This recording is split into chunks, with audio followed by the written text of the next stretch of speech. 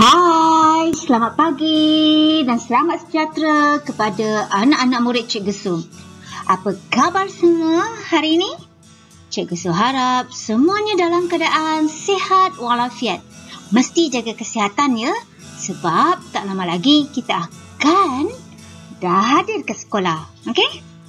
Hari ini Cikgu Su akan mengajar pendidikan moral tahun 6. Okey, kita masih lagi di dalam unit 2 dengan tajuk kecilnya ialah Ikhlas Berbakti Demi Rakyat. Dan objektif yang perlu kita capai ialah kita dapat mempraktikkan sikap memberi bantuan kepada yang memerlukan. Ingat tu ya. Hari ini Cikgu Su akan membaca perbualan di antara Krishnan, Manding, Munho dan Monica.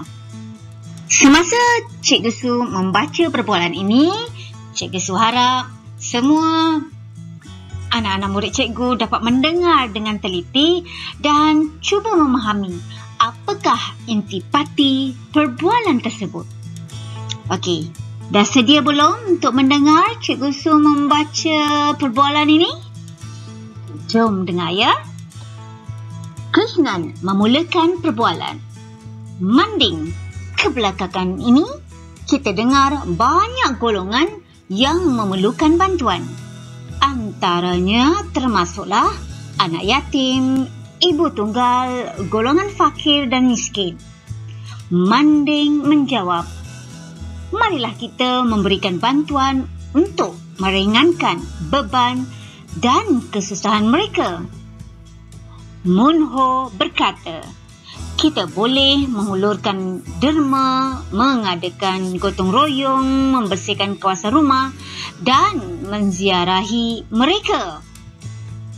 Monica pula membalas, kalau begitu, kita reka sebuah tabung daripada bahan terpakai. Dan Munho memberi penegasan bahawa saya setuju. Kebetulan pada bulan depan, sekolah akan mengadakan program Hari Keusahawanan. Krishnan membalas, bagus tu. Kita boleh menjual tabung tersebut sambil menderma. Manding berkata, secara tidak langsung, kita dapat berbakti dan berbudi demi kebaikan rakyat. Okey, anak-anak murid Cikgu Su, okey. Di dalam perbualan ini, antara Krishnan, Manding, Munho dan juga Monica, mereka telah bersatu hati untuk mengadakan satu program iaitu kutipan derma bagi membantu anak yatim, ibu tunggal, golongan fakir dan juga miskin. Dan inisiatif mereka ialah mereka akan membuat tabung daripada bahan terpakai untuk mereka jual pada program Hari Keusahawanan.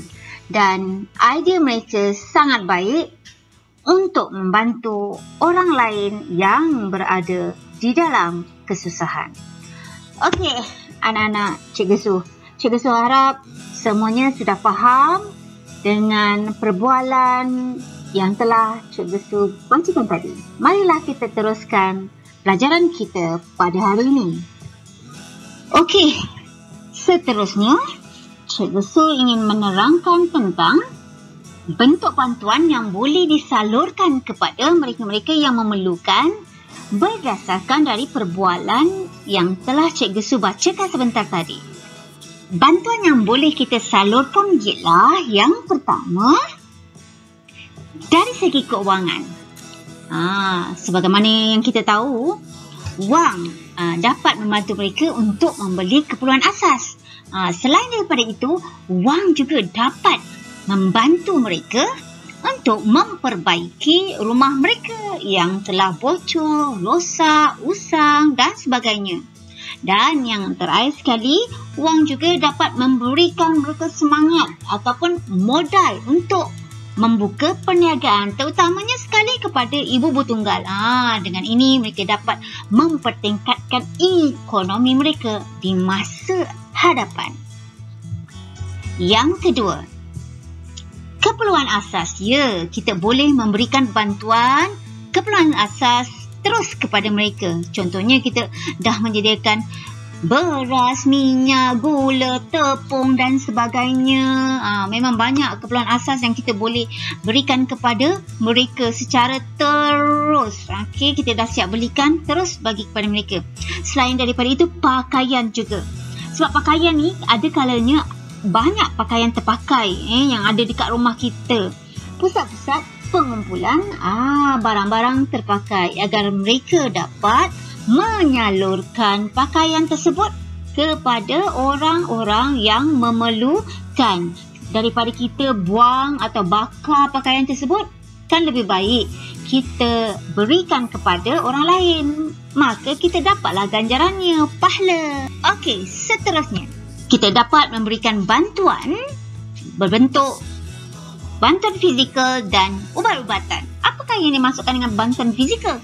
Ya, kita dapat membantu mereka dengan mengadakan gotong royong, membersihkan kawasan rumah mereka, membantu memperbaiki rumah mereka, dan mungkin kita boleh membantu mereka untuk mendirikan rumah yang lebih selesa untuk mereka.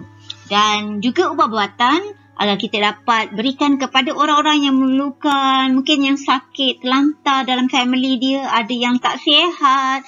Mungkin kita boleh belikan ubat-ubatan dengan, tapi ingat ya, dengan nasihat doktor. Jangan pandai beli ubat, takut nanti salah makan ubat kan?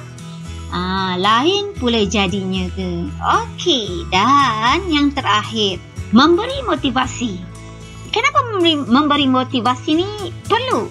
Ya, supaya dapat memberikan semangat kepada mereka untuk meneruskan perjuangan di masa akan datang, supaya lebih bersemangat untuk berusaha, untuk mempertingkatkan ekonomi mereka. Kemudian supaya dapat meneruskan kehidupan mereka walaupun rintangan.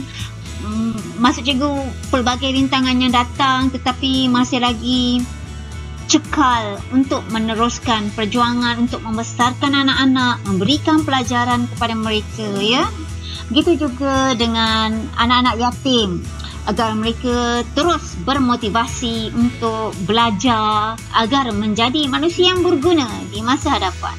Okey, buat pengetahuan anak-anak murid cikgu, sebenarnya bantuan ni banyak yang boleh disalurkan, tetapi ini saja yang Cikgu Su senaraikan buat hari ini. Okey, kita teruskan pelajaran kita pada hari ini. Seterusnya, Cikgu Su ingin mengumpas tentang mengapa kita perlu bersikap baik terhadap golongan yang memerlukan. Pertama, kita dapat menyedari bahawa tanggungjawab kita kepada orang di sekeliling kita. Mungkin ada kalanya kita terlupa tentang orang di sekeliling kita, kan? Betul tak? Kenapa kita perlu menyedari tanggungjawab kita kepada orang sekeliling? Supaya kita dapat mencari jalan dan inisiatif untuk terus memberi dengan cara dan kadar terbaik atas kapasiti masing-masing. Maksudnya kalau kita boleh beri sikit, sikitlah. Kalau kita boleh beri banyak, banyaklah. Jangan memaksa sampai awak pula yang tak boleh nak bagi, awak nak bagi juga. Janganlah. Okey, seterusnya, dapat memupuk semangat masyarakat penyayang yang bersifat universal. Apa tu macam gah aja perkataannya. Okey, maksudnya tidak dikhususkan kepada mereka dari kaum atau agama yang sama dengan kita sahaja. Maksudnya ia mestilah lebih terbuka.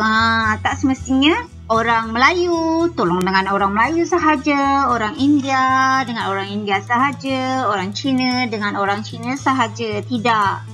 Kita perlu saling membantu antara satu dengan yang lain. Walaupun berbeza agama. Seterusnya, dapat memperluaskan segala inisiatif kemasyarakatan. Macam pelik ayat dia. Awak faham tak? Okey. Kalau tak faham, biar Cikgu Su terangkan. Supaya kita dapat memperluaskan segala inisiatif kemasyarakatan bukan dalam skala besar sahaja, tetapi sekecil-kecil sumbangan. Okey, yang juga berupaya memberi nilai tambah yang besar kepada mereka di sekeliling kita. Okey, contohnya, kalau kita bagi tepung, nampak macam sikit je kan? Tapi daripada tepung tu boleh tak dijadikan makanan supaya mereka dapat menahan lapar mereka pada hari tersebut? Nampak tak contohnya? Bermaksud kita tidak boleh merasa ataupun kita jangan pernah merendahkan orang lain yang memberi dalam skala yang kecil. Kerana sekecil-kecil mereka, pemberian mereka, tetapi Tuhan nampak dan Tuhan tahu siapa yang ikhlas dan siapa yang tidak. Okey, seterusnya, dapat mempertingkatkan semangat kesukarelaan yang mana bukan hanya tertumpu kepada perkara bersifat kebajikan, tetapi memberikan perkhidmatan kepada golongan yang memerlukan dan sebagai contohnya seperti pembanterasan jenayah bersama pihak berwajib, macam polis ke tentera. Lepas tu mencari jalan penyelesaian kepada masalah alam sekitar. Ini pun perlu. Serta inisiatif dalam pengembangan potensi dan kemahiran dari golongan belia. Banyak kan ni? Awak golongan belia kan? Atau kanak-kanak? Okey. Jadi, itu semua adalah bahagian daripada kesukarelaan. Ya, anak-anak, sampai di sini sahaja pelajaran Cikgu Su pada hari ini. Moga-moga kita dapat kembali di lain masa. Okey, akhir kata, belajar, jangan main, terlebih main Dan semoga anda semua berjaya di masa hadapan. Jumpa lagi. Bye.